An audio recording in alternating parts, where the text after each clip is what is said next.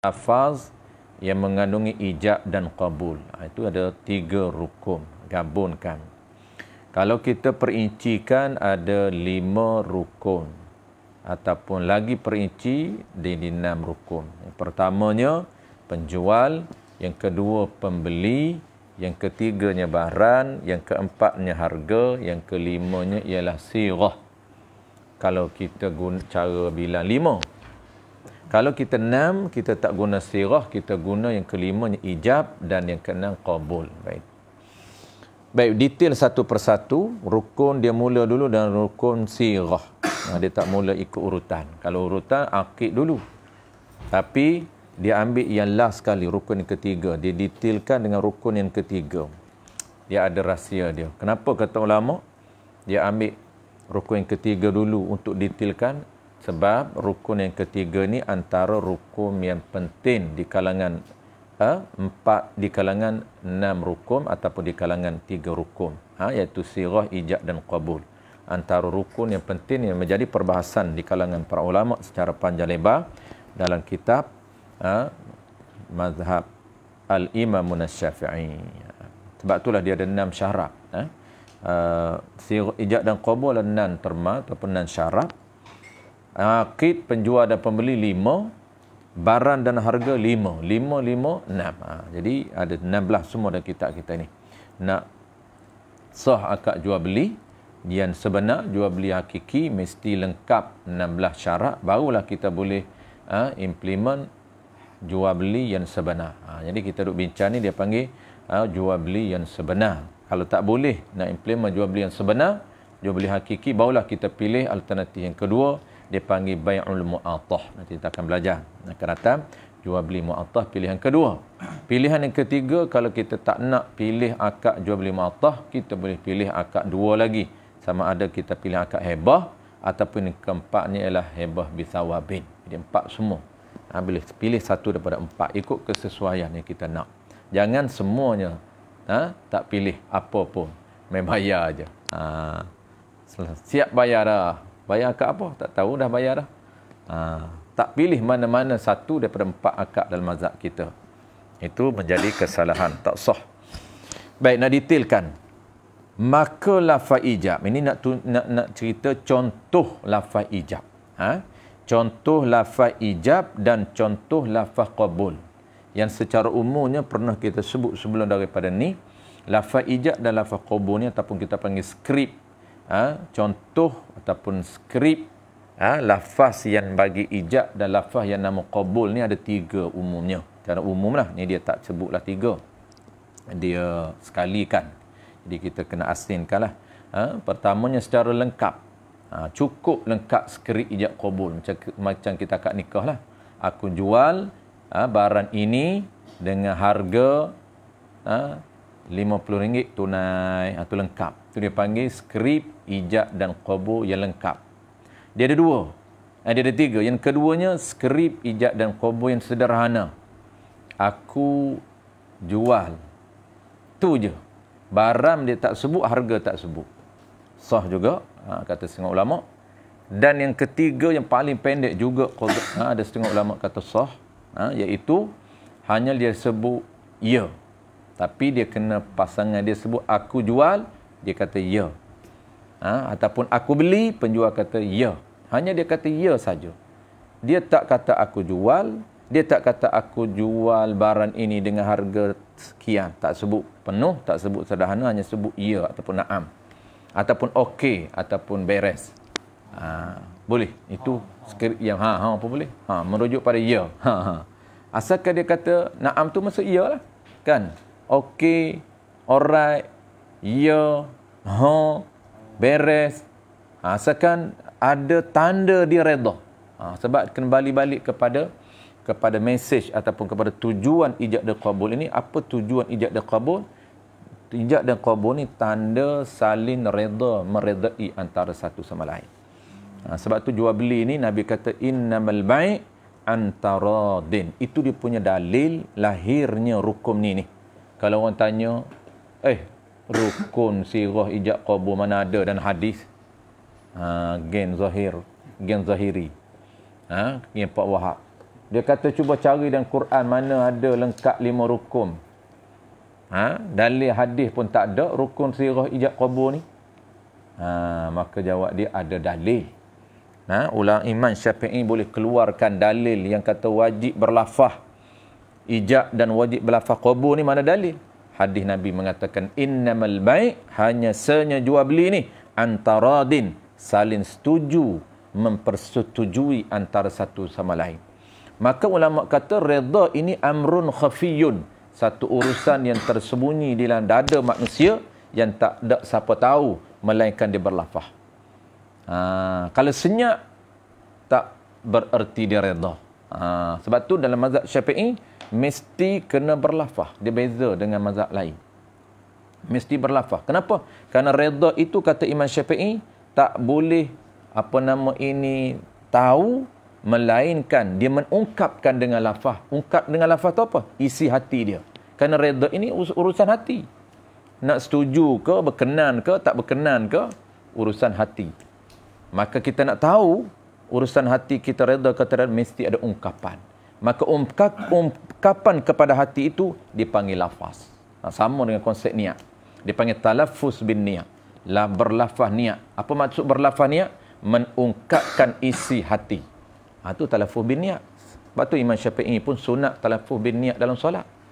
Lafaz tu bukan niat. Niat ini tidak ada suara dan tidak ada huruf. Tetapi kenapa tiba-tiba munculnya lafaz? Kerana mazhab Imam Syafi'i sunat untuk menyedarkan hati kita. Hati tu yang wajib niatnya aku sembahyang. Maka talaffuz mengungkapkan isi hati itu dengan perkataan itu sunat supaya telinga dengar sampai kepada otak dan hati kita sedar aku solat. Begitu juga dalam bab jual beli. Jadi lahirnya rukun yang ketiga ijab dan qabul ini berdasarkan hadis Nabi innamal bai' antaradin. Baik. Maka lafaz ijab. Ini dia nak cerita lafaz penuh dulu. Lafaz penuh. Lafaz di belakang ni insya-Allah bulan depan dia akan cerita sah lafaz yang paling ringkas, skrip yang ketiga. Jadi kita boleh pilihlah mana-mana skrip kita nak. Saya jual. Biasa kita pilih ringkas je. Saya beli. Itu je. Saya belilah barang ni dengan harga RM50 tunai, jangan. Janganlah kita mengguna skrip tu. Asalkan kita ada skrip, 1 daripada 3 skrip boleh. Baik. Maka lafaz ijab itu. Ini ni dia nak contoh pertama ni dia ada 3 contoh. Contoh pertama lafaz ijab yang sarih. Contoh kedua dan ketiga lafaz ijab yang kinayah. Ni. Jadi lafaz ijab, kita dah tahu dah bulan lepas kita belajar apa makna ijab. Ijab ni makna dia lafaz yang menunjukkan lafaz yang menunjukkan penyerahan kuasa daripada penjual kepada pembeli. Itu kita panggil ijab. Dia panggil akad tamlik. Akad tamlik ini nisbah daripada apa? Nisbah daripada penjual nak serah kuasa, nak serah barang, nak serah milik barang dia kepada pembeli. Jadi proses ni proses penyerahan milik. Jadi mesti ada lafaz. Lafaz tu menunjuk apa? Menunjuk penyerahan milik penjual, dia nak serah milik barang kepada pembeli. Maka apa lafaz yang nak guna? Ini kita belajar lafaz yang menunjukkan penyerahan milik daripada penjual kepada pembeli. Mesti ada lafaz. Lafaz ni bukan lafaz kita yang kriak, tidak. Lafaz ini memang lafaz skrip ini telah ditetapkan oleh para ulama kita. Ijab tu mana ijab? Lafaz ijab tu menunjuk kepada perkataan yang menyerah, proses menyerah barang kepada pembeli. Lafaz ni pula perkataan serah milik ni pula, serah milik kepada penjual daripada penjual kepada pembeli ni pula ada 2 bentuk. Pertama dia panggil lafaz sarih. Yang kedua dia panggil lafaz kinayah. Sarih ni apa dia? Sarih ni dia panggil lafaz yang menunjukkan secara jelas ataupun secara khas ataupun secara spesifik la yahtamilu ghairah, tidak mungkin menunjukkan kepada perkataan lain. Itu dia panggil lafaz dilalatan zahiratan la yahtamilu ghairah.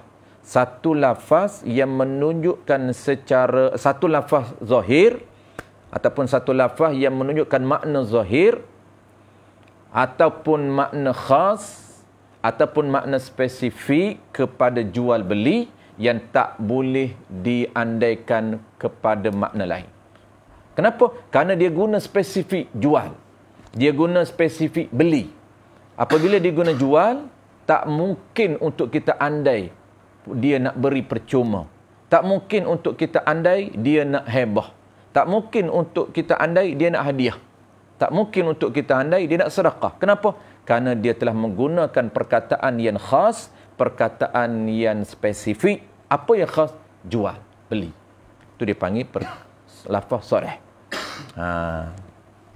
Kalau kita Arab dia kata lafaz sarih ni lafaz yang menunjukkan makna zahir, makna khas, makna khusus.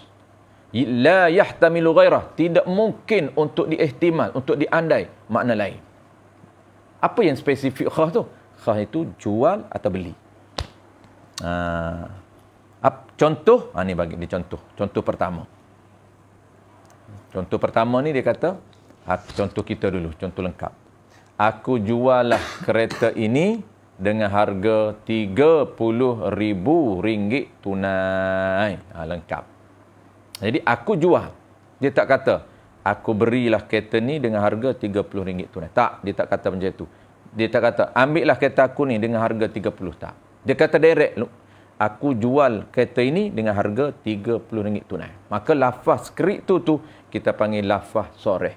Bentuk yang pertama iaitu dalam bentuk yang jelas sarih.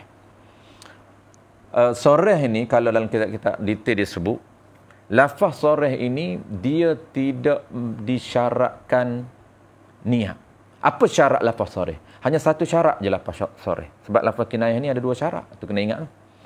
Lafaz sarih apabila dia guna bentuk yang direct, bentuk yang khas, jual ataupun beli, maka dia dia hanya perlukan pada satu syarat saja untuk sah. Apa dia? Dia panggil qasdun. Dia panggil qasdun lafzi. Dia panggil qasdun lafzi. Apa dia qasdun lafzi tu?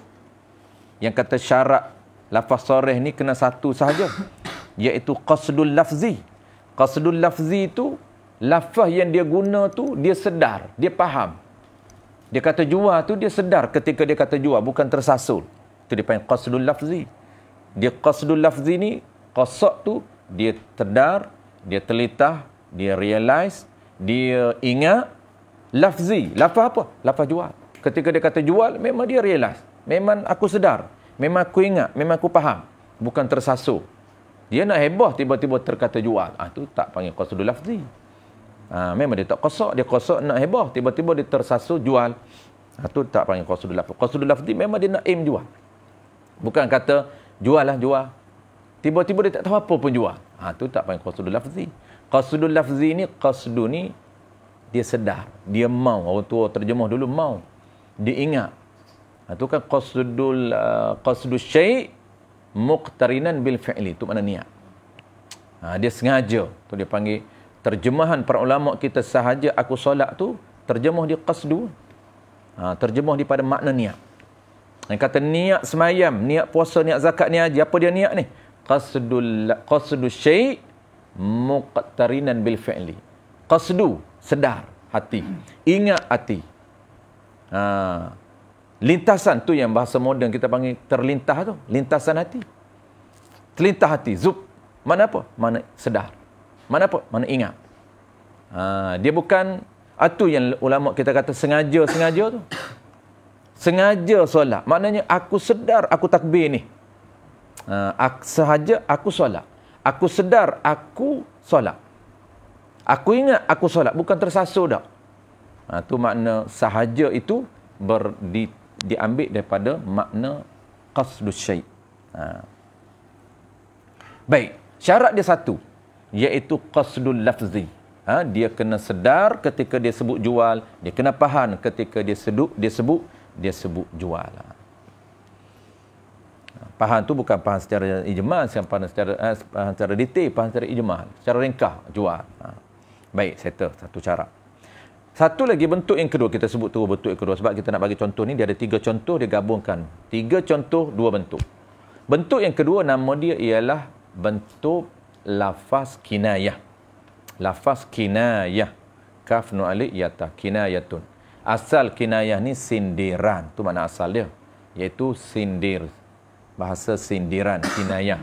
Ataupun dia panggil kiasan. Bahasa moden dipanggil kiasan.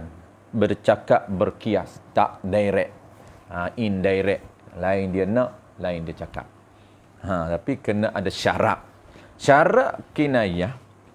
Kinayah ni dia panggil apa? Sebelum kita bagi syarat. Makna dulu. Yang kata kinayah ni, dia panggil lafaz yang menunjukkan makna zahir. Zahir juga. Lafaz yang menunjukkan makna zahir, tetapi yahtamilu ghairah. Mungkin untuk diandaikan dengan makna lain. Sama-sama zahir. Sama-sama dia ada lafaz zahir. Cuma lafaz dia itu mempunyai banyak makna yang boleh diandaikan dengan banyak makna. Tu dia panggil lafaz kinayah. Jadi contoh apa? Contoh dia kata, aku bagi kat hang ni, aku bagi kat mu ni. Bagi dekat mu dengan harga sekian. Dia kata bagi, tapi dia sebut di belakang dengan harga sekian. Makna bagi itu boleh diandaikan. Mungkin dia bagi betul. Ataupun mungkin dia nak jual. Ataupun mungkin dia nak sedekah. Ataupun mungkin dia nak bagi hebah. Makna bagi ni banyak. Tu dia panggil kinayah. Kinayah ni satu perkataan yang menunjukkan di atas makna zahir yang boleh diandaikan dengan makna lain. Kalau tadi khas, makna spesifik jual, tak boleh diandai dengan makna lain. Tak boleh dijual dengan, tak boleh diandai dengan makna lain. Itu makna kinayah, mudah saja. Jadi lafaz kinayah ni lafaz sindiran, lafaz kiasan yang boleh diandai makna lain. Sebab itulah lafaz kinayah dia berhajat kepada qarinah. Dia berhajat kepada tanda. Dia kena ada tanda, baru kita pecam.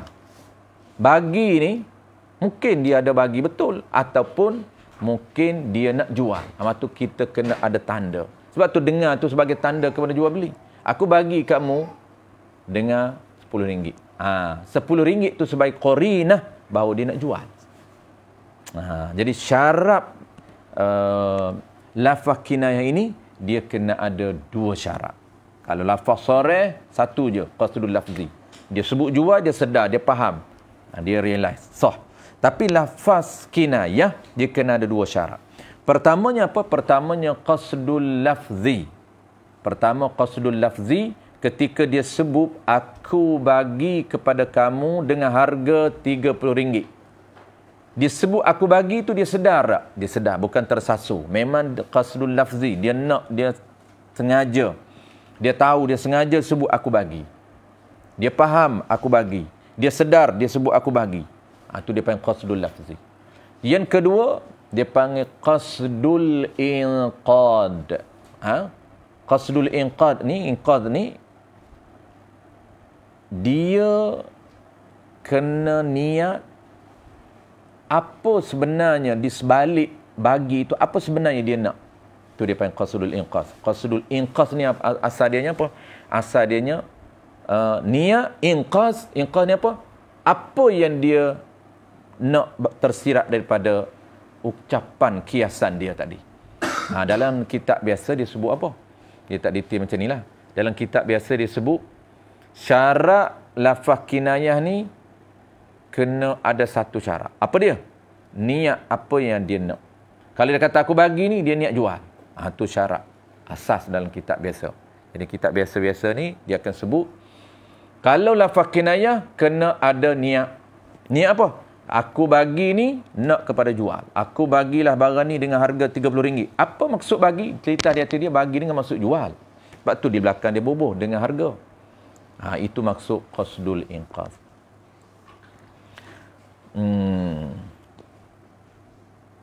Baik. Tengok contoh pula. Baik, contoh lafaz soreh dulu. Qala al-musannif rahimahullahu ta'ala.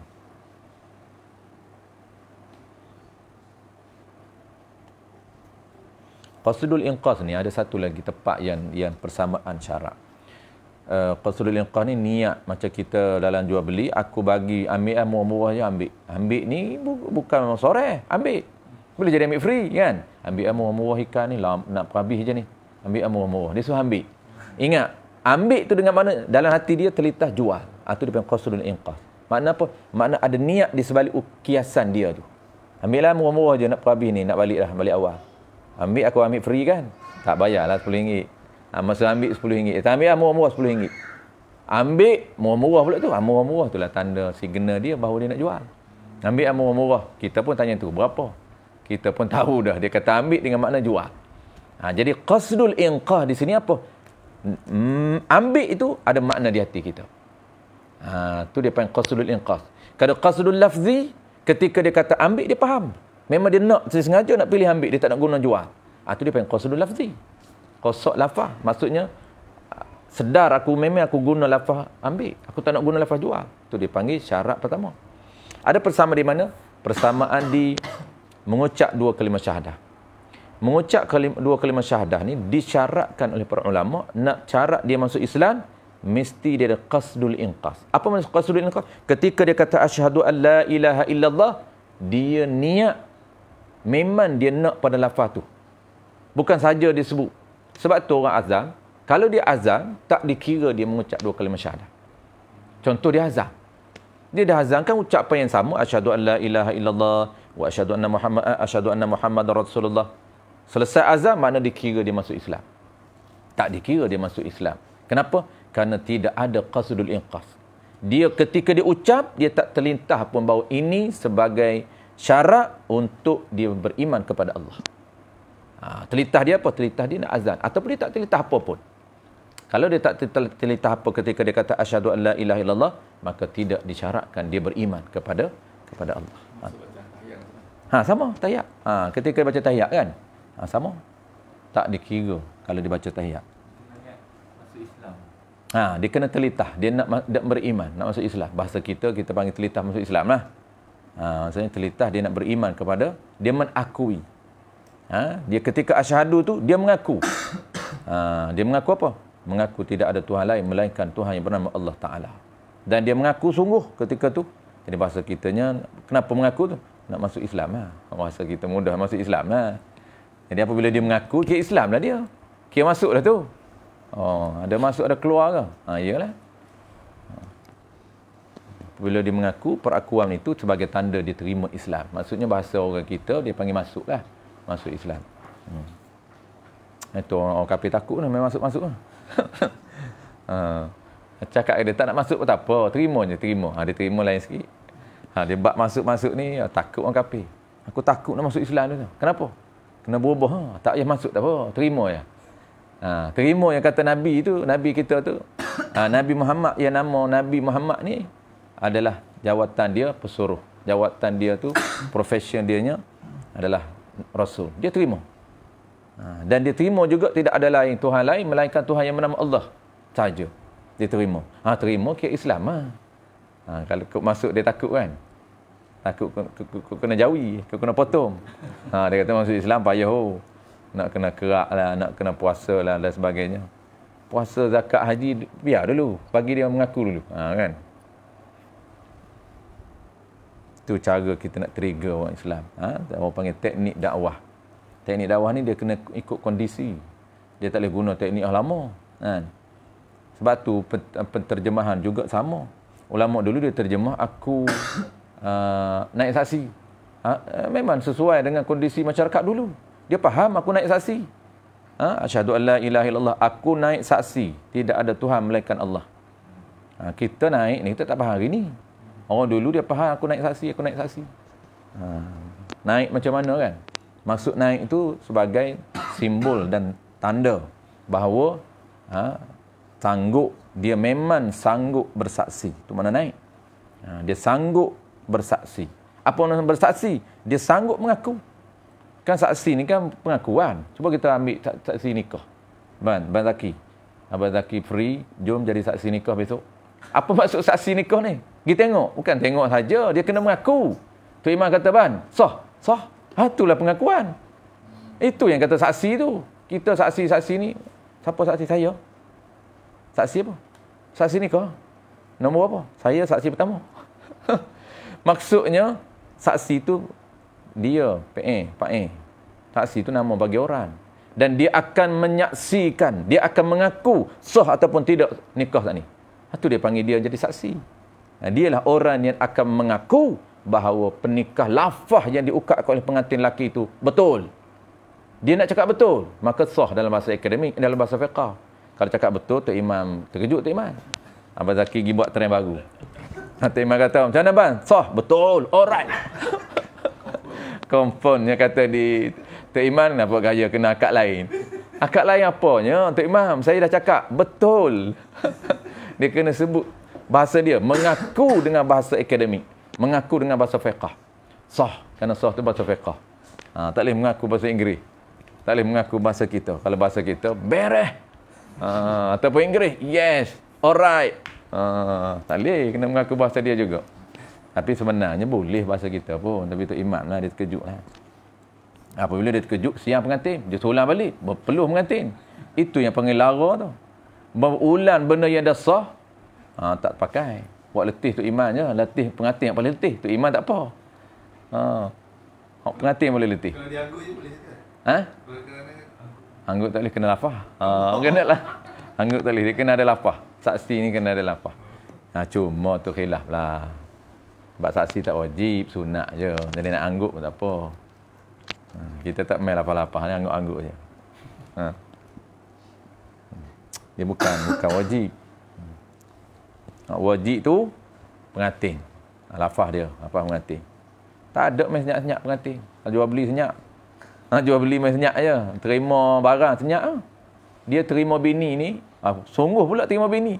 Siap aku terimalah akan nikah. Ya, parti berpeluh nak terima bini. Nak terima beras, nak terima barang, nak makan juga. Sama juga konsep dia. Terima bini pun, nak pakai bini tu. Tak sah, tak boleh pakai. Tak boleh sentuh. Samalah. Beli barang pun, tak boleh guna juga kalau tak terima tak betul. Ni main bayar senyap. Cuba buat bini dia kata. Tu cik marah. Dia kata cuba buat bini gitu. Isi form je dia atas bini. Tok Imam bagi form, isi. Mahal mana mahal? Mahal tu lah. Tukaran dengan bini. Dia panggil mahal, dia tukar dengan budak. Barang tu, bini. Mahal harga tu, mahal. Sebab tu mahal tu wajib. Bukan mahal. Mahal pun tak mahal. Bukan mahar. Kita dia bunyi Arab sikit, bunyi Melayu. Mahar itu harga. Berapa mahar ni nak tukar dengan budak? Jadi pertukaran ni tak panggil jual beli walaupun tukar. Akad nikah ni akad pertukaran juga. Tukar mahar bayaran yang ikut negeri tu kan. Ikut negeri tu ada 180 tu. Dengan apa? Dengan isteri. Masuk dengan isteri ni tukar dengan budak. Dengan jima. Maka budak itu tidak dipanggil harta. Sebab tu tak boleh panggil jual beli. Kerana jual beli tukar harta dengan harta. Mahar harta tapi budak tidak dipanggil harta. Sebab tu dipanggil akad nikah. Tak termasuk dalam akad muawadatin. Tak termasuk akad tukar harta dengan harta. Kerana wati itu tidak dinamakan harta. Nak panggil apa wati? Panggil wati nikmat aja. Bukan harta ke? Harta jugalah umumnya. Umum tu kan orang panggil dunia isteri soleh ke harta dunia. Kata ulama, dunia ini adalah harta. Dan harta yang paling bernilai Allah Ta'ala bagi kepada lelaki ialah isteri soleh. Kena cari isteri soleh. Paling orang lain jangan buat-buat cari.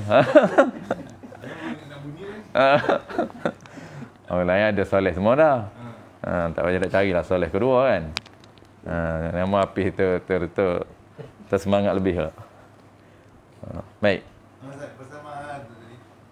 Masa Nabi Adam pun dia ada mahar dia. Ustaz, Dia ada mahar dia. Nabi Adam ada mahar. Dia kata, oh Nabi Adam nikah. Siapa Tok Iman dia? Pandai pun kita. Tok Iman tak ada Nabi angkat Adam nikah dia tu. Ada. Tok Iman dia Jibril.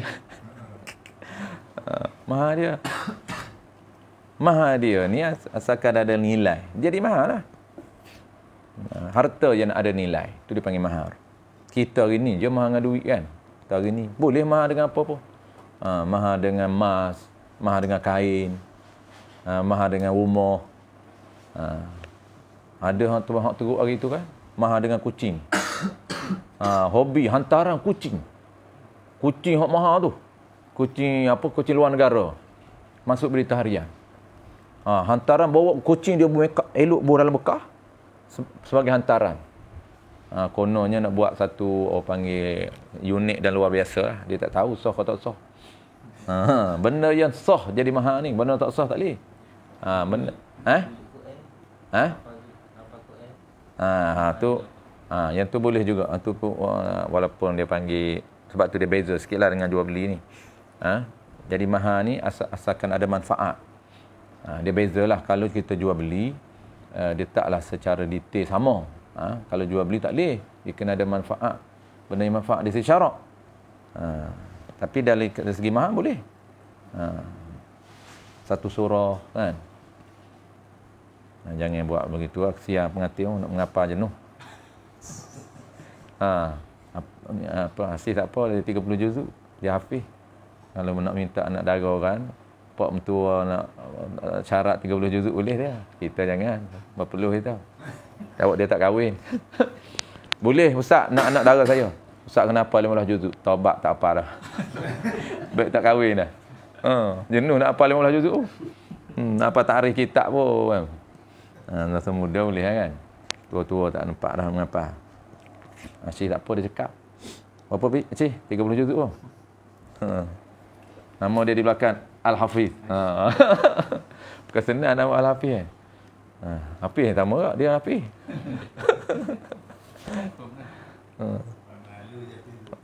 Hafiz. Baik. Tengok contoh dia. Maka lafaz ijab. Qala al-musannif rahimahullah ta'ala. Ni contoh ni contoh mana ni? Contoh bentuk yang pertama. Dia panggil lafaz sarih. Dan juga skrip yang pertama secara sempurna, penuh. Dia ada 3 skrip, 3 contoh lafaz ijab. Contoh pertama lafaz penuh, lafaz lengkap. Contoh kedua lafaz sederhana. Contoh ketiga lafaz paling pendek. Ini contoh paling lengkap. Jadi contoh lafaz sarih yang lengkap. Maka lafaz ijab itu seperti berkata, seperti je. Seperti berkata yang, berkata orang yang sifat bagi orang. Orang yang menjual. Siapa orang menjual ni? Penjual lah. Jadi seperti berkata penjual. Mana kata dia? Maqulul qawlnya bi' tukar. Jadi bi' tukar tu dipanggil maqulul qawl. Benda yang dikata. Benda yang dikata oleh siapa? Oleh ba'i' penjual. Mana benda tu? Benda itulah sepertinya. Bi'tuka za bikaza. Bi'tuka za bikaza. Yakni. Yang kata bi'tuka za bikaza tu. Yakni. Aku jual akan dikau. Jual tu. Maf'ul kedua. Jadi bi'tuka ni dia ada 2 maf'ul. Ka tu maf'ul pertama. Za maf'ul kedua. Aku jual akan dikau. Jual tu. Akan benda ini. Za tu dia panggil isyarat kepada barang. Za. Za tu dia panggil min siyaril umum. Barang. Benda. Jadi bubuh sendirilah. Tu dia panggil min siyaril umum. Tu dia kebijaksanaan. Dan dia panggil keunikan bahasa Arab. Dan dipengaruhi juga oleh bahasa kita orang Melayu juga panggil benda. Panggil barang. Jadi bijaknya dia menggunakan bahasa, dia tak spesifik, dia hanya sebut barang sahaja. Maka barang tu apa? Termasuk semua. Beras, bawang, gula, kereta, motor, semua. Tu za tu sebagai isyarat kepada mabi'. Aku jual akan dikau benda ini. Apa dia benda ni? Contohlah aku jual beras ini. Jual tu bi kaza. Bi kaza tu isyarat kepada muawadatin maliyatin. Tu muawadah, tukar menukar. Nak panggil tukar mesti ada dua benda. Mesti ada dua benda, mesti ada dua orang. Kalaulah ada dua benda, tak cukup dua orang, tak dipanggil tukar menukar dalam mazhab Imam Syafi'i. Tu kena ada dua benda, dua pihak dan dua orang. Jadi tukar tu, jual tu dengar. Ba tu dipanggil ba li ta'wid. Tu ba tu bi kaza. Ka tu seperti, za tu min siaril umun. Tu ba sebiji tu. Ba tu dipanggil digunakan untuk apa? Ta'wid, untuk tukar. Simbol kepada tukar, isyarat kepada tukar, syarat kepada tukar, kita guna lafaz huruf ba. Sebab tu kena ada dengar. Sebab tu kita mudah cam. Dengar sebelum lafaz dengar mabik, selepas lafaz dengar samam. Jadi contoh apa? Contoh saya tukarlah buku ini dengan buku ini. Dua-dua buku. Hak mana barang, hak mana harga. Buku pertama itu barang, buku kedua itu harga, price, saman. Berapa kitab matlak ni nak jual? Saya jual kitab matlak ini dengan sebiji kitab matlak juga. Sama? Ya. Sama? Kenapa nak jual? Ada rahsia lah. Sebab saya nak kitab matlak dia. Saya nak jual kitab matlak saya. Maknanya saya nak tukar kitab matlak saya dengan kitab matlak dia. Tu makna terjemahan bahasa kita. Kalau bahasa syarak dia panggil jual. Bahasa Melayu dia panggil tukar. Jadi tukar itu makna kepada jual. Jadi jual itu bahasa syarak, tukar itu bahasa kita. Sebab tu kita boleh guna dua-dua. Kita boleh guna saya tukar, kita boleh guna saya jual. Kenapa? Kalau kata saya tukar, itu kita menggunakan makna, bukan menggunakan terma. Kalau kita tak nak guna makna, nak guna terma, kita kata saya jual. Saya tak nak guna terma. Sebab jual itu terma syarak. Bahasa syarak. Saya nak guna bahasa kita. Makna, saya tukar kitab saya dengan kitab matlak Hafiz. Mana barang? Barang dia kitab pertama. Kenapa kitab pertama jadi mabik? Cam dia ialah sebelum lafaz ba. Sebelum lafaz dengar. Kenapa lepas dengar, kenapa kata kitab kedua jadi harga? Kerana cam dia ialah lepas dengar mesti harga. Tu cara nak cam dia. Tu belajar cara-cara tadika lah tu. Hari ni awak tak belajar dah cara ni. Jadi ba dipanggil ba li ta'wid. Dengar apa? Jual dengar. Aku jual barang ni dengar sekian. Jadi sekian itu isyarat kepada apa? Isyarat kepada saman. Sekian tu bagilah contoh. Bagi contoh apa? Bagi sendiri. Ni dia bahasa ulama kita ni bahasa tinggi. Dia menggunakan lafaz umum, tak menggunakan lafaz spesifik. Kenapa dia umum? Ada rahsia dia. Kalau dia kata, saya jual lah beras ini dengan harga RM10. Orang tanya. Kalau jual kereta Ustaz, dia tanya habis. Kalau jual rumah Ustaz, nak bubuh tak dengan harga? Semua sama. Jadi apabila dia umumkan, tak payah tanya. Apa pun sama je. Dia buat main konsep je. Tak payah tanya. Jual apa pun asalkan barang, asalkan harta, sama je konsep dia. Bubuhlah sendiri model ni, teori ni. Itu kebijaksanaan para ulama dulu. Dia nak menuntut ruang daripada orang tanya. Kalau dia spesifik contoh direct, orang tanya pula barang lain. Orang tak jual rumah, dia tanya kereta pula. Jual beras, dia tanya gandum pula. Jual duit, dia tanya mah pula. Saya jual, saya tukarlah duit RM10 saya dengan duit RM10 Hafiz. Boleh jual beli? Duit dengan duit. Duit RM10 sekeping dengan duit RM10 Hafiz dalam bentuk RM1. Saya tukar RM10 dengan RM10 sekeping. Sah tak? Sah. Dapat pahala. Kita tukar. Tapi kita tukar ni kita tak tahu dah jual beli. Nak main tukar begitu je lah. Nak pecah duit ni. Kalau bahasa orang Kelantan kan. Nak pecah duit, besar sangat duit ni. Nak pecah duit 100. Pergi kedai. Ban, saya nak pecah duit. Berapa? 100. Ada. Dia hollow kat dia 100, dia bagi 50-50. Ada. Ban, saya nak tukar duit 100 ke pin RM10 ada tak? Nak pecah. Ada. Tukar begitu kita. Tak tahu pun jual beli. Pas tak tahu jual beli, tukar ikut adat. Jadi budaya je lah. Tak dapat pahala apa. Jadi kita nak pertukaran itu ikut terma syarak. Ada ganjaran, ada reward yang menanti kita. Itu penting kita mengaji. Habis satu contoh. Contoh kedua. Kalau pasal duit tadi Ustaz. Ya. Dua-dua tu kena akad dulu baru dapat pahala dulu. Kalau satu je akad, satu lagi tak diam saja. Tak boleh. Tak boleh angkat jual beli. Maknanya kalau satu diam, satu akad, satu diam, tak boleh angkat jual beli yang sebenar. Maksud kita pilih alternatif kedua. Bai'ul mu'attah.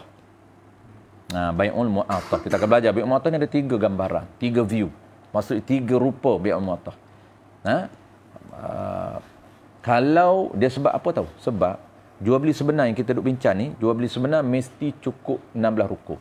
Mesti ada ijab, mesti ada qabul. Sebab apa? Sirah ni dia kena lengkap 2. Tu dia panggil sirah. Sirah ni apa? Sirah ni dia simbol. Simbol kepada apa?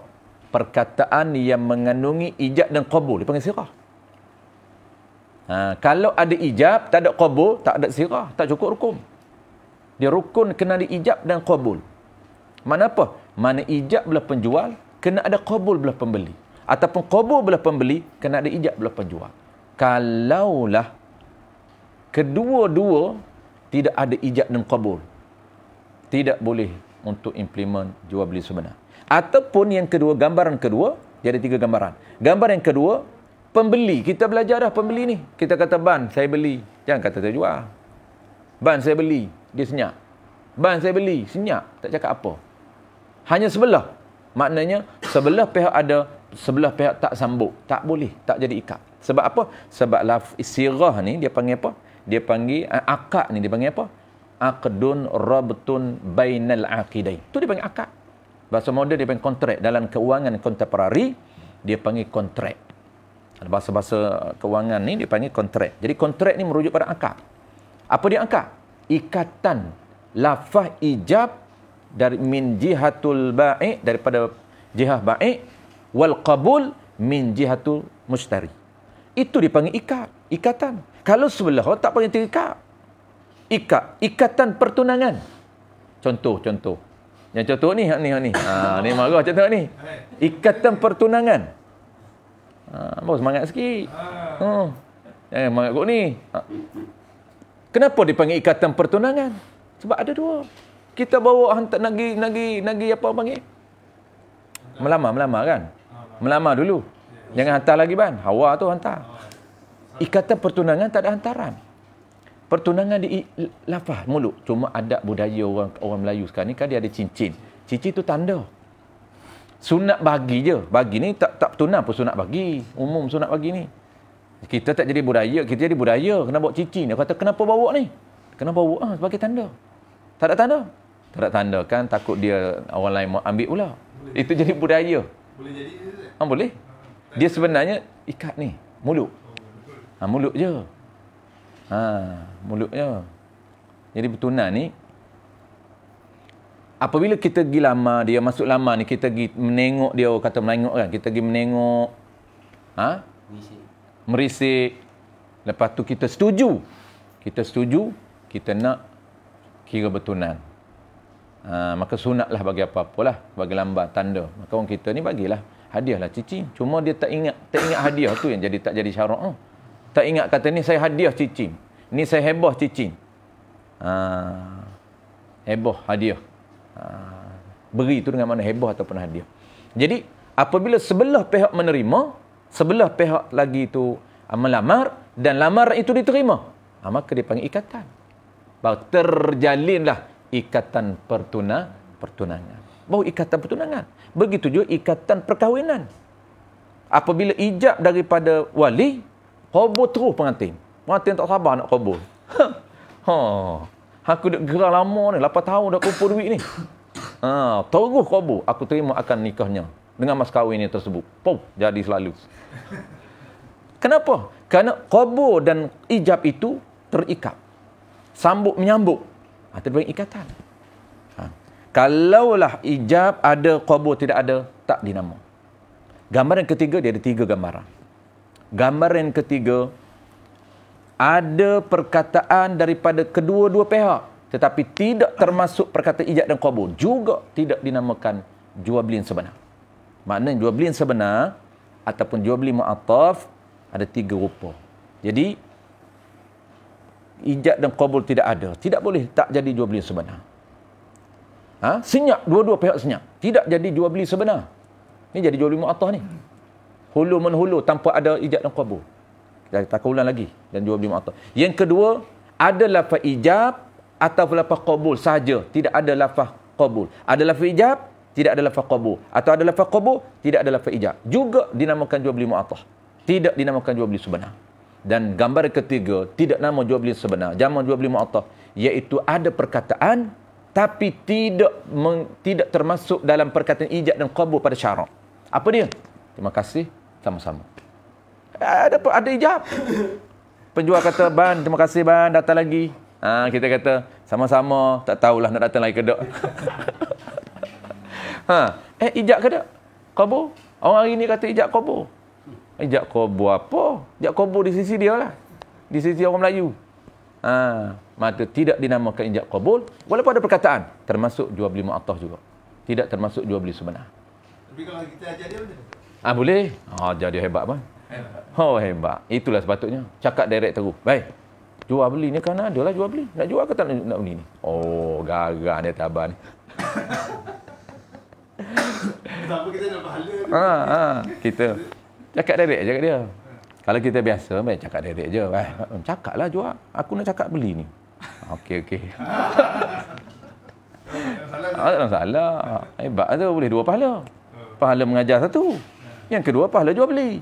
Sebab kita dah niat dah, aku nak beramal dengan qaul mu'tamad. Orang yang warak, dia beramal qaul mu'tamad. Qaul dhaif. Alternatif kedua tu qaul dhaif.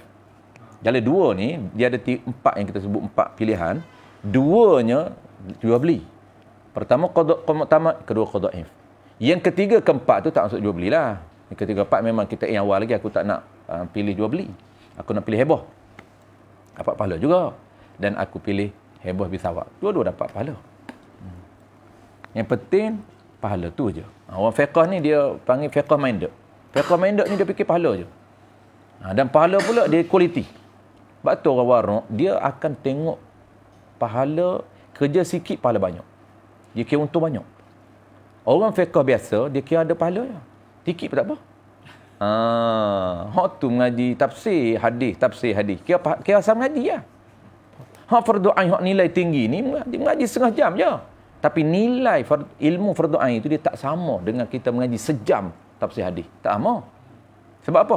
Sebab fardu ain ni nilai dia tinggi. Dia panggil value, qimah dalam bahasa Arab dia panggil qimah. Bukan bukan qillah. Qimah ni mana quality. Terus satu lagi qillah, quantity. Kita nilai itu besar, tinggi. Sebab apa? Sebab value berada pada ranking fardu ain. Tu. Sebab tu ulama dulu tengok, walaupun dia pakar dalam tafsir hadis apa, tapi dia tak pernah tinggal. Tuan-tuan guru kita di pondok, dia ada wirid benda asah. Dia akan wirid kitab usul, kitab fiqh, kitab tasawuf, walaupun dia ajar Sahih Bukhari, dia ajar Sunan Sittah, dia ajar tafsir hadis, dia ajar sirah, dia ajar. Semua dia ajar hal lain. Tapi dia tak akan tinggal benda asas. Sebab apa? Dia tahu. Yang ni fardu ain, walaupun kita dah pakar, ulang dah. Sehingga apa? Sehingga pahala berkanda. Itu ulama kita. Sebab tu model yang terbaik adalah tirulah ulama-ulama turas kita. Walaupun dia pakar. Dan ulama hari ni, kita tak nafi dia pakar juga, asas. Tapi dia macam, dia ajar masyarakat tak menyuburkan benda asas. Bahaya. Kadang-kadang masyarakat pergi di masjid di surau, benda asas tak selesai. Kita duk pulun sirah, duk pulun tafsir, duk pulun hadis, kan? Duk pulun motivasi. Sedangkan orang yang terinspirasi ini, dia tak berapa betul dari segi amalannya. Kita duk rangsang suruh dia bangkit tajuk, duk rangsang bangkit. Juga dari segi rangsangan itu. Apabila nak buat, semayan tak betul. Bangkit tajuk pukul 3 pagi. Allah. Sing pukul 3. Semayang apa politik itu? Kan? Allah. Kesian lah orang. Baca Quran tuan-puan. Jangan miss daripada baca Quran. Baca Quran, hantam Quran ikut dam. Tak ada peraturan langsung. Lahjah tu tak apalah. Benda hak kualiti dah. Kan? Selain lahjah tu tak apa lagi. Sifat pun boleh gagah lagi tak tepat. Dan bukan sifat tak tepat. Makhraj tak tepat. Makhraj tak betul. Bukan tak tepat. Tak betul. Lari qaf dengan kaf. Allahu Akbar. Semayan. Pukul 3 pagi. Kesian. Pak tutup guru kita sangat cantik. Batulah kita ni kalau nak selamat dunia akhirat, jadikanlah ikon dan model tok guru pondok. Bukanlah kita fanatik budak pondok. Sebab tok orang guru ni bahasa kasar tu pondok lah, tapi kita tak nak sebut pondok, bahasa turas kita sebut. Orang kata fanatik sangat pondok kan. Apabila tu orang marah, sikit pondok. Kenapa tak sebut universiti? Saya pun sebut universiti juga. Di kereta saya tu ada universiti, saya kata. Saya tak boleh di kereta saya pondok. Kenapa marah sangat? Ada orang marah sangat. Ustaz mentang-mentang dengan je pondok. Sikit pondok. Marah dia. Ada. Anti. Kita tahu dah dia anti. Dia kata kolok. Dia angkat sangat orang benda-benda kolok tu. Kita tetap main dah dia tu. Zaman ni bukan zaman pondok. Zaman universiti. Open university lah ni. Kan? Ada open university kan? Macam-macam orang ni. Jadi kita nak ceritanya, jadikan ikon di kita ialah ulama turas. Takut kesian kat geng fanatik pondok, geng anti pondok kan. Sebab dia ajar kita, walaupun dia ajar Sahih Bukhari, dia ajar Sunan Sittah, tapi dia tak tinggal benda basic. Tok guru yang punya pakar dengan segala ilmu, boleh ajar punya tu musalli. Ajar Hidayatul Sibyan. Ulan Hidayatul Sibyan. Mana ada rahsia pada kitab-kitab asah itu kan. Tu. Contoh yang kedua. Qala al-musannif rahimahullahu ta'ala. Atau katanya, kata siapa tu? Nya tu baik penjual. Atau katanya, kata penjual. Adalah ia mabik. Ni contoh, dua contoh terakhir ni kinayah. Lafaz kinayah dalam bentuk yang skrip lengkap. Adalah ia mabik bagi engkau dengan sekian. Bahasa kita dia kata, aku bagilah benda ni kepada engkau dengan harga RM10. Aku bagi, dia guna bagi. Bagi ni simbolik pada apa? Simbolik kepada dia nak pindah milik. Bagi milik. Aku bagi barang ni milik engkau dengan harga. Ada dengar. Di belakang tu dengar. Sebab apa? Sebab tanda bahawa dia nak jual. Ini dipanggil kinayah. Dia guna bagi tapi dia nak jual. Tanda dengar tu.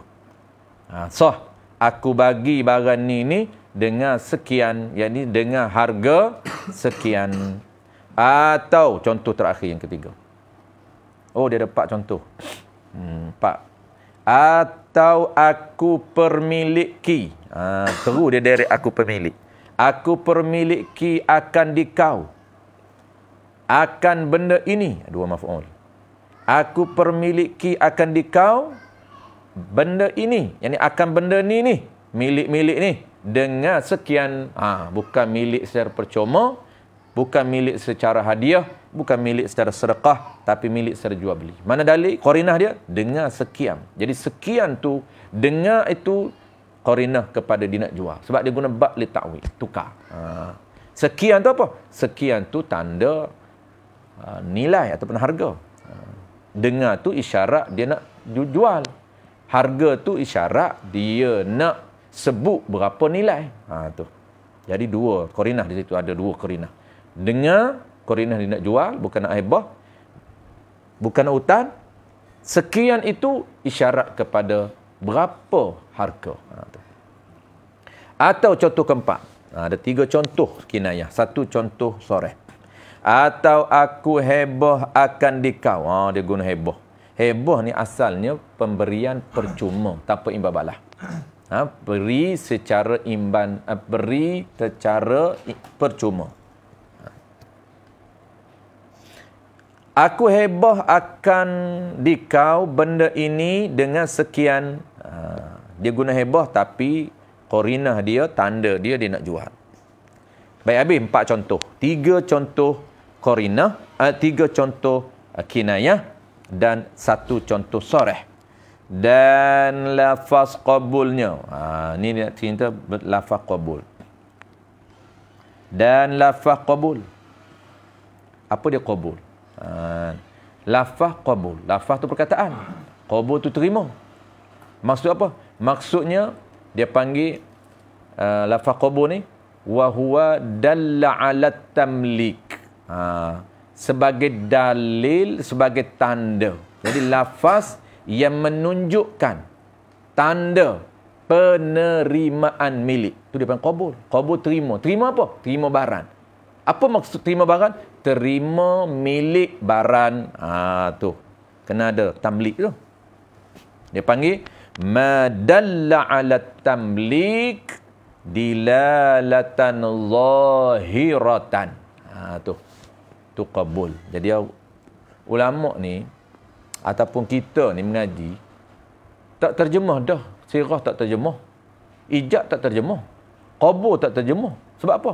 Sebabnya dulu kita dah mengaji di tarikat. Ni zaman dulu orang mengaji. Sebab tu zaman setengah kita mengaji. Terus Tok Guru dia tak terjemah. Ijab, qabul, ijab, qabul. Dan orang harian pun di lapangan pun di masyarakat pun cerita. Qabul, ijab, qabul, ijab, ijab, qabul. Dia tak terima. Dia tak terjemah dah ijab apa. Sebab apa? Dalam minda dia nampak ijab tu apa, qabul tu apa. Tapi lama ilmu ni proses dia hilang. Semakin sikit, semakin hilang. Tinggal apa? Tinggal nama. Tinggal nama qabul. Masih lagi setengah tempat orang ucap lagi. Kena ada ijab qabul. Walaupun dia tak tahu apa dia ijab qabul. Orang tanya apa dia ijab? Ijab tu lah orang kata aku terima tu lah. Tu orang kata aku jual. Tu ijab lah. Dia terus tunjuk contoh. Orang kata ijab tu apa dia? Dia kata tu lah. Dia tunjuk contoh ijab. Orang nak tanya ijab bukan contoh. Lain ijab dengan contoh. Orang tanya kereta apa? Itulah. Apa nama ni? Maybe. Itu contoh kereta. Aku nak tahu kereta tu apa. Dia tak boleh cerita kereta tu apa. Punya faham dia. Kita ni zaman kita. Zaman orang dulu dia faham lah. Ijab dalam minda. Qabul dalam minda. Apa dia ijab? Ijab ni lafaz menunjukkan perpindahan milik, penyerahan milik lah. Contoh nak cakap macam mana? Aku jual. Itu orang dulu. Ilmu orang dulu masih mantap, masih kuat. Dia cakap, dia tahu apa dia cakap. Dan masa dulu tak hilang lagi. Tak hilang lagi makna ijab. Hari ni dah hilang makna ijab, tinggal nama. Tinggal apa? Tinggal ijab. Orang masih kata, ijab, qabul, tak ada, jual beli apa. Ada lagi ijab. Setengah tempat, nama pun hilang. Lenyap wal ghuyub namanya. Apa dia ijab? Oh, pening.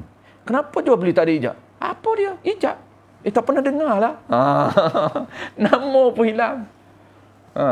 Teruk sikit lagi. Zaman dulu saya pergi mengaji. Ceritalah tahun 2000. Kilik kitab petang-petang. Mengaji lepas asar. Lepas zuhur. Balik lepas asar. Kilik kitab sehingga mengetar kan. Dia kata, mari mana ni? Mari mengaji. Mengaji Quran.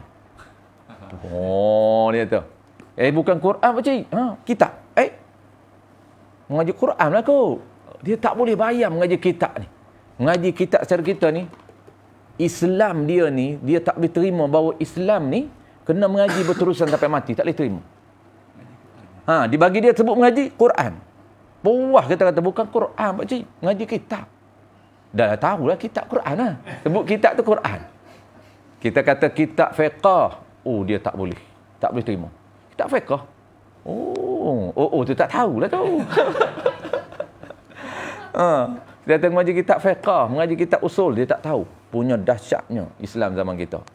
Sehingga dia gambarkan bahawa apabila mengucap je, mok Islam, semayang, puasa, zakat, haji je lah. Dia tak tahu nak semayang macam mana nak kena mengaji. Nak zakat macam mana nak kena mengaji. Dia tak tahu. Bagi dia, Islam tu cukup tak mengaji. Tu gambaran dalam minda. Dulu lah saya. Dulu. Sekarang okey. Sekarang ni okey balik. Hebat tu. Kan? Kalau okey balik zaman kita, hebat. Maknanya zaman kita ni akan ada golongan minoriti. Allah Ta'ala akan kekalkan minoriti. Sebab tu orang yang Allah. Jangan bimbang. Kok mana-mana pun golongan minoriti ni Allah akan kekal sampai bila-bila. Golongan hak dan milik kita, dia akan ada sampai bila-bila. Apabila tak ada Allah stop aja, ketika tu kiamat lah. Cuma nak cerita Nabi kata la yabqal Islam illa ismuh. Tu memang reality. Nabi kata tidak akan tinggal Islam pada akhir zaman melainkan nama.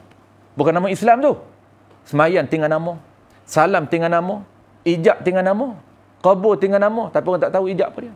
Paling-paling hebat pun tunjuk contoh aja. Ijab apa dia? Aku jual. Itu ijab. Itu contoh. Qabur aku beli. Itu contoh. Bagi tahu dulu ijab tu apa. Ijab itu lafaz. Lafaz apa dia? Lafaz yang menunjukkan penerimaan milik. Contoh, aku beli. Itulah terima milik. Jadi kita ni terpaksa kena, poin saya nak sebut, kita terpaksa reka balik. Kalau kita nak buat cara baca zaman dulu, boleh. Ijab terus baca ijab. Qabur terus baca qabur. Tak terjemah dah apa dia. Tu ambil contoh. Boleh. Tapi kita ni sebut balik. Walaupun kita tahulah kena macam abang kata tadi. Tahu dah tapi kita reka balik lah. Kalau buat tahulah kalau tak tahu pun. Tahu ijab? Tahu ijab. Ijab apa dia? Tahu sak ijab mah. Allah, tu bertanya. Buat kemas sikit. Habis. Baik, contohlah last sekali. Ijab juga lewat dah. Jadi terasing kita ni.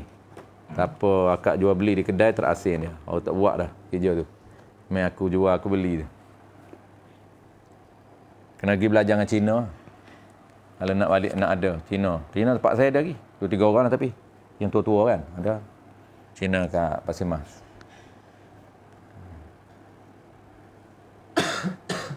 Okay, contoh yang ketiga. Kita habiskan qabul. Dan lafaz qabulnya. Dan lafaz qabul. Yang ini lafaz penerimaan milik barang. Seperti itu contoh. Contoh apa? Contoh qabul. Bukan makna qabul. Contoh qabul. Mana dia? Berkata oleh yang membeli. Oleh orang yang membeli. Yang tu sifat bagi orang. Mana contoh dia? Maqul qaul dia. Dia kata apa? Ishtaraitu tu kata dia. Ishtaraitu hadza bikadza. Yakni aku belilah benda ini. Ini contoh qabul dalam bentuk soreh. Dia guna beli. Dia tak guna benda lain. Dia guna beli. Dia panggil lafaz soreh.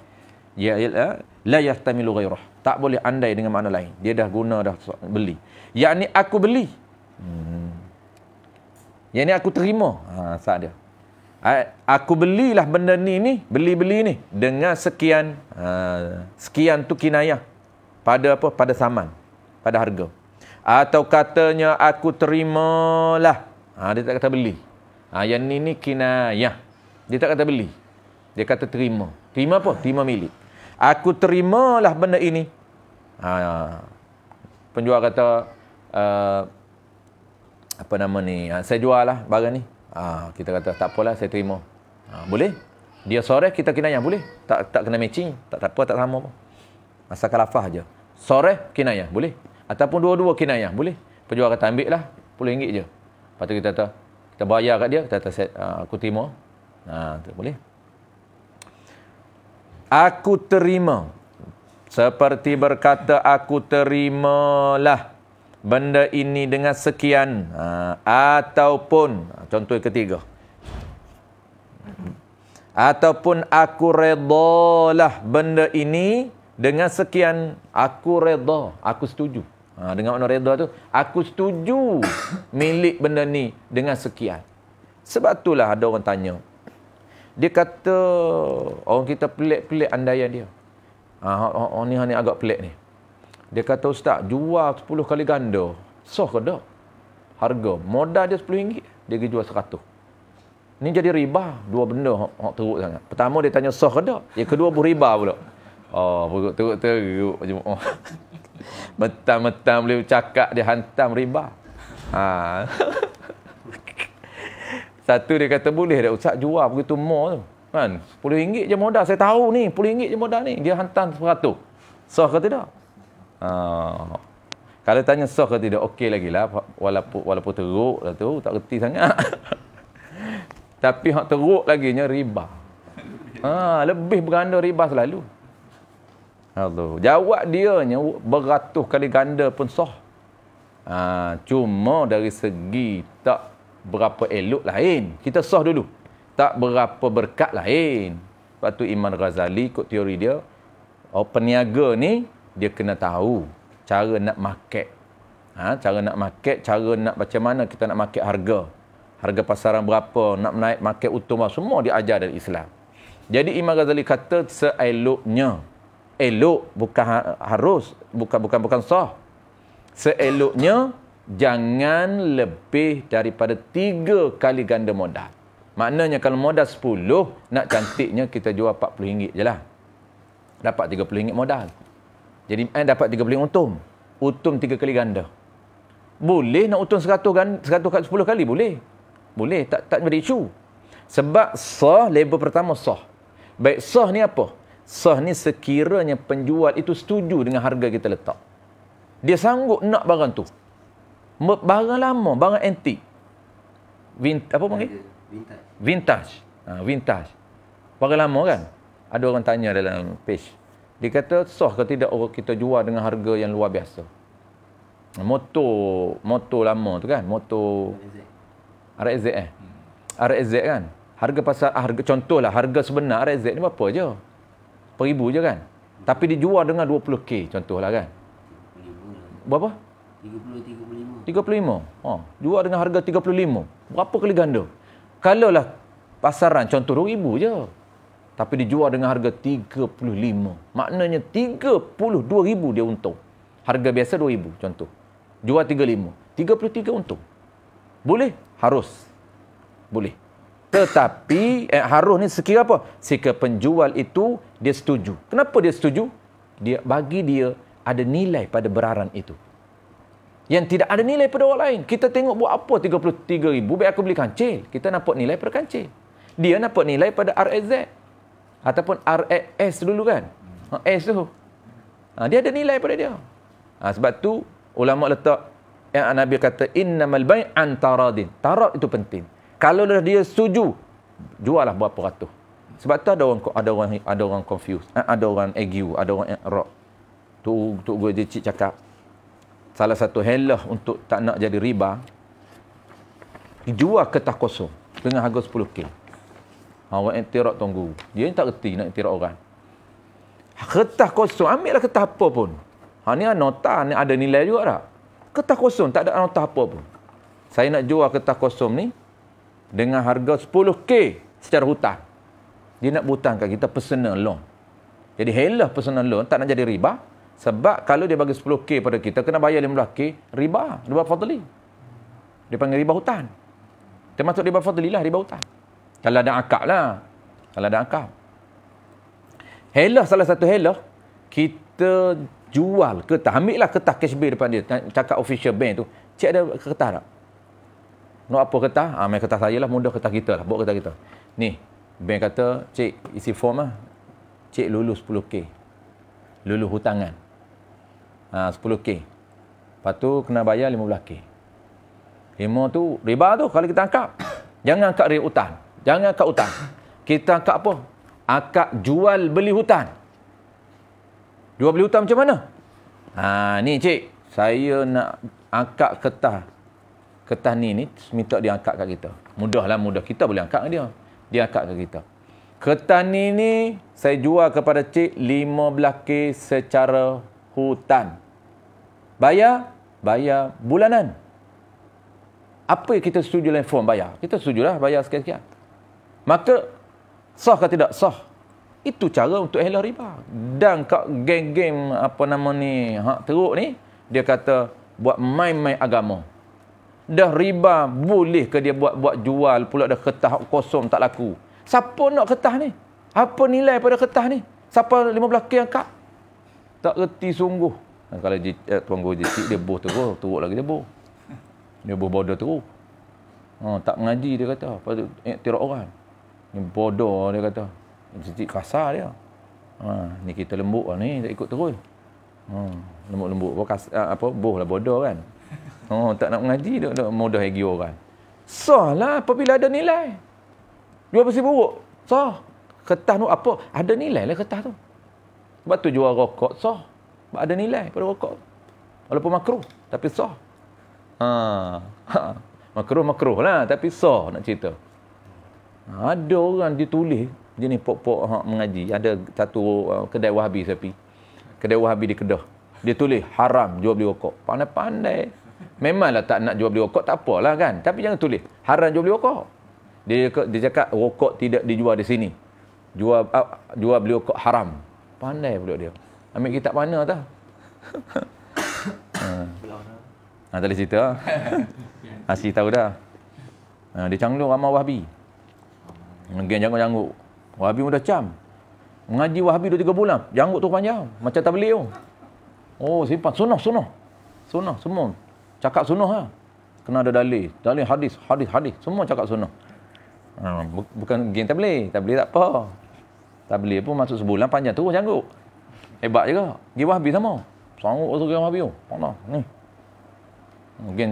Geng canglung kan. Walaupun background matematik. Matematik boleh bercakap kan. Bidang matematik. Masuk Wahabi. Siang kat dia. Habis. Okay, contoh yang last kali kita qabul saja, habiskan qabul. Ataupun aku ambillah benda ini dengan sekian tu. Atau aku memiliklah benda ini dengan sekian. Barang ini ni jadi hak aku. Maksud jadi milik akulah. Dia nak pemilik. Aku pemilik benda ini dengan sekian. Tu. Aku pemilik benda ini dengan sekian. Maknanya bukan dengan hutang. Ini cara untuk kita milik hutang. Satu-satu cara nanti kita akan sebut sekali lagi ketika di kedai makan. Dia ada 4 akad kedai makan ni. Salah satu akad di kedai makan kita boleh akad hutang. Tapi kita tak nak guna soreh. Kita tak nak guna soreh, tapi kita guna kinayah. Kinayah ingat dia ada 2. Pertama, kinayah lafaz kinayah. Ada satu lagi termasuk kinayah juga, niat. Kinayah juga, niat. Niat apa? Niat berhutang. Macam mana cara niat? Aku pemiliklah nasi goreng Pattaya ini. Aku pemilik apa? Pemilik dengan hutang. Maknanya, saat lagi, pergi di catcher tanya dia, berapa saya makan nasi Pattaya tadi? Dia kata RM5. Jangan bayar jual beli. Tak usah. Karena kita dah mengap dah, kita dah bedar dah. Kita bayar hutang.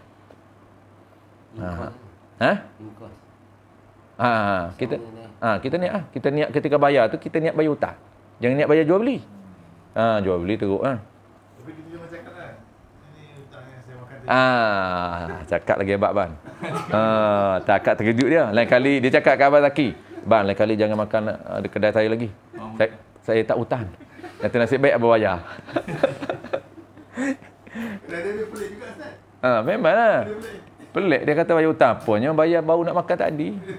Kita pergi di kaunter tu tanya berapa harga nasi. Berapa nasi? Betul bayar.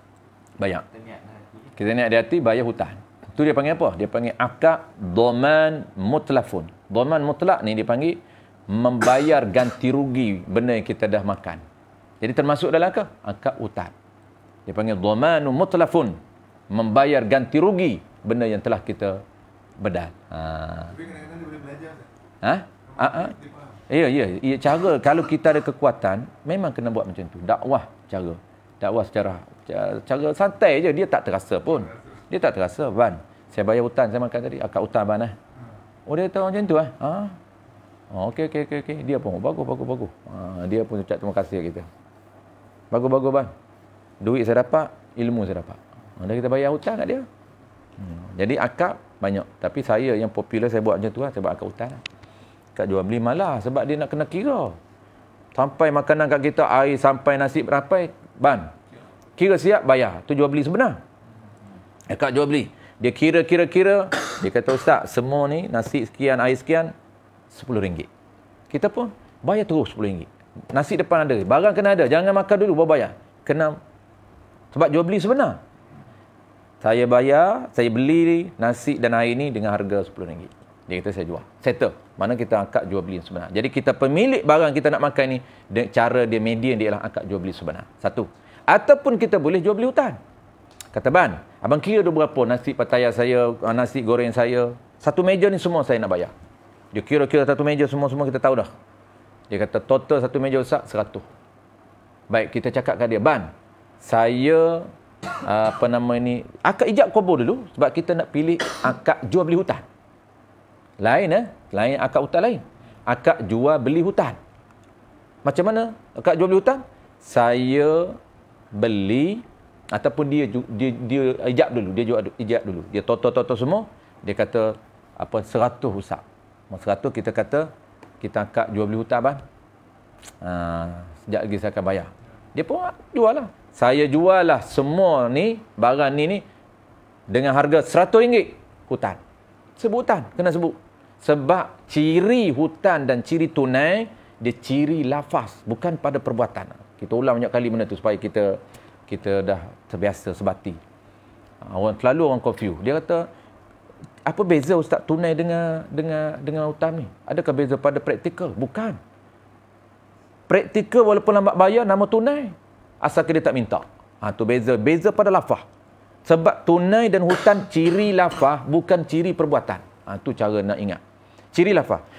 Sebab kalau hutan, kena masukkan lafaz hutan dalam ijab. Saya jual barang ni RM150 secara hutan. Itu beza. Kalau dia tak sebut hutan, jadi tunai. Walaupun setengah jam kita bayar, dia tak minta lagi. Itu tunai. Contoh, kita kata, "Ban, total ban berapa ban?" Dia kata 150. Kita kata, 150. Okey. Dia tak bayar lagi. Dia pun tak minta lagi. Setengah jam lepas kita makan, baru kita bayar. Kita bayar apa tu? Kita bayar makanan kita tadi. Ada hutang? Tak, bukan bayar hutang. Bayar jual beli hutang? Tak, jual beli tunai tapi lambat bayar. Boleh? Sebab itu jual hutang ataupun tunai bukan sifat praktikal tapi ciri lafaz. Itu ciri lafaz. Kalau hutang, kena sebut hutang. Apabila kita sebut hutang, kita pun terima ijab. Kita kabul. Okey Ban, saya bayar 30 minit lagi. Tu. Saya bayar Ban sat lagi ataupun 30 minit lagi. Okey, maknanya kita memilih akad jual beli hutan. Dua dah. Yang ketiga apa dia? Yang ketiga kita nak pilih akad hutan, aqdul qardi. Bukan jual beli muajjal. Jual beli ada baik, dia panggil baik hal, jual beli cash, dan dia ada jual beli yang muajjal, jual beli yang tangguh. Jual beli tangguh ni jual beli hutan. Muajjal dengan hal tu beza apa? Beza pada lafaz. Bukan beza pada perbuatan. Sebab adakah wajib bayar segera? Tak wajib bayar segera berjual beli tunai. Sekira tidak dituntut oleh penjual. Penjual tak kisah pun tak bayar, tak hulur terus dalam majlis akad. Asal kena berhulu dalam majlis akad. Asalnya. Tapi sah juga jual beli tunai tak hulur terus dalam majlis akad. Asal dianya qaul mu'tamad mesti kena hulur terus dalam majlis akad, tak boleh delay. Tapi sah juga sekiranya direda, setuju, dia tak minta terus. Ni kita akan belajar lain. Dia panggil bai'in, dia panggil jual beli yang barang itu ada zimmah, ada barang yang ain muayyan. Akan datang kita detailkan. Tu ulang balik. Pernah kita dah sebut sebelum daripada ni. Dia panggil muayyan pada zabaran, ada muayyan pada saman, ada zimmah pada barang, ada zimmah pada saman. Bagaimana praktikal, insya-Allah kita ulang lagi. Sebab benda tu dia agak detail dan nampak macam complicated sedikit. Tapi dia apabila kita ulang memang nampak simple. Kita ulang dia akan simple lah. Jadi asal dia memang dia kena muayyan kedua. Makna muayyan ni sebelum kita jual kena tengok barang. Barang ni aku nak beli. Tu dia panggil barang yang muayyan. Kena ni yang saya nak beli. Botol banyak-banyak ni. Botol benda lain sama juga. Pilih dulu yang ni. Tu dia panggil barang yang muayyan. Dan duit yang muayyan. Duit yang tertentu yang ni. Banyak duit dalam poket ni. RM10 mana nak guna? Tunjuk dulu. Nombor siri ni yang nak guna. Bagi penjual tunjuk. Oh nombor ni. Setuju. Itu dia panggil muayyan kedua-dua. Dia tentukan duit ni, tentu barang ni. Itu sebenarnya jual beli yang real. Tetapi sah juga sekiranya salah satu tu zimmah. Zimmah ni apa? Zimmah ini dalam menjadi tanggungjawab dia untuk dia bayar. Tapi duduk dalam poket lagi, tak keluar lagi. Dia kata barang ni berapa kitab ni Ustaz? Oh, kitab ni RM10. Dia tak keluar lagi 10. Sepatut sebelum ijab, sebelum qabul, ijab dan qabul kena buat keluar dulu. Bagi penjual tengok RM10 ni. Tu dia panggil saman yan muajjal, saman yan zimmah. Saman zimmah ni apa? Menjadi tanggungjawab pembeli kena bayar RM10. Bayar bila? Sunat segera. Tak wajib. Sunat segera kalau tak dituntut. Tapi wajib segera kalau dituntut. Penjual kata mana ya? Dia ijak-ijak dah tak bayar hari ni. Wajib kena buat keluar. Tapi kalau dia tak tuntut segera, balik dulu. Boleh. Balik dulu. Terlupa. Datang balik. Walah, tak buat duit. Itu dia panggil hal. Dia panggil jual beli yang cash. Tak berhutang. Walaupun petang baru bayar. Aku ambil gula tak dia lepas balik Jumaat. Petang baru bayar. Hutang tak hutang. Akak jual beli siap tadi. Lepas tu bayar apa? Bayar beli tadi. Hutang. Bukan hutang. Kita tak akad hutang ke tadi? Tapi kalau minta segera, kena bayar. duit memang tak ada. Kena hutang. Kena hutang. Kena hutang. Itu pilihan. Jadi syarat memberikan pilihan kepada kita. Mudah je. Bukan payah. Majlis ni bukan untuk jual beli. Majlis jual beli. Dalam jual beli. Akad. Syarat majlis ni. Ada kan. Dia kena settle dan jual beli. Kan dia balik sembahyang Jumaat ambil barang. Tak apa. Sebab apa? Jadi masih dikira masih dalam majlis. Tak dikira. Dia kira berpisah daripada majlis. Cuma dia anggap jual beli tunai juga. Walaupun dia dah berpisah, dia tak wajib dibayar dalam majlis. Sah. Tak wajib bayar dalam majlis. Jadi Sunat bayar dalam majlis. Ya?